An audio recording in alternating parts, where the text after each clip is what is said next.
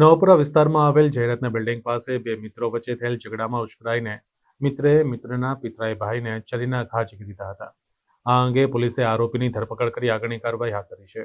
વડોદરામાં નવાપુરા વિસ્તારમાં રહેતા નીતિન ધર્મેન્દ્રભાઈ રાજપૂત જાહેરાતના બિલ્ડિંગ પાસે પોતાના પિતરાઈ ભાઈ સંતોષ રાજપૂત સહિતના મિત્રો સાથે બેઠા હતા. દરમિયાન 29 ડિસેમ્બરના રોજ સંતોષ અને નિલેશ નામના બે મિત્રો વચ્ચે નાણાંની લેતી દેતી બાબતે બોલાચાલી થઈ હતી.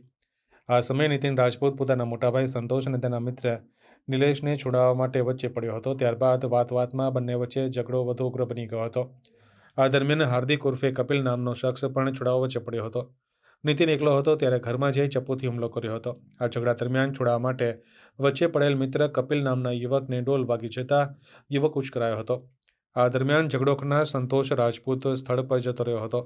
જેથી નીતિન રાજપૂત એકલો હોય ત્યારે કપિલ તેના ઘરમાં ગયો હતો અને છરી લઈને ધસી આવ્યો હતો. નીતિન પર હુમલો કર્યો હતો, જેથી લોહીલુહાણ હાલતમાં નીતિન રાજપૂત બે કદમ ચાલી નીચે પડી ગયો હતો.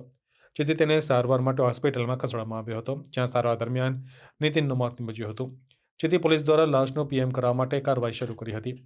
બીજી તરફ નવાપુરા પોલીસ દ્વારા છરીના ઘા ઝીકીને હત્યા કરનાર કપિલ નામના યુવકને ઝડપી પાડી આગળની કાર્યવાહી હાથ ધરવામાં આવી છે.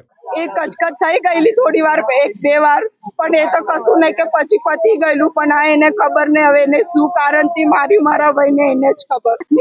નીતિન ઘરે જ રહેતો હતો. આવડે વચ્ચે બીમાર થઈ ગયેલો એટલે ઘરે જ હતો. તો મેં બહાર નીકળી ગયો મારા ભાઈના લીધે. મેં મારા ભાઈ જો કચકરના તો મેં મારા બંને જોડે બહાર ગતો રહો પાણી કે અંદર ઝઘડો ના થાય ભાઈ અને મારા કોઈ કપિલા ડાયરેક્ટ આવીને છે ને કચકચ ને કપિલે ડાયરેક્ટ ઘા માર દીધો એને. હાર્દિક ઉર્ફે કપિલ બલદેવભાઈ માહિરિયા છે, ઉંમર વર્ષ 30 છે અને રિક્ષા ચાલક તરીકે નોકરી કરે છે.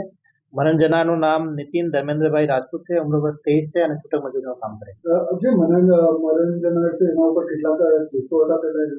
હા, મરણ જનાર જે છે એના ઉપર 7 જેટલા કેસ થયેલા છે, જેમાં મારામારી અને કબજા અને પીધેલાના કેસ થયેલા.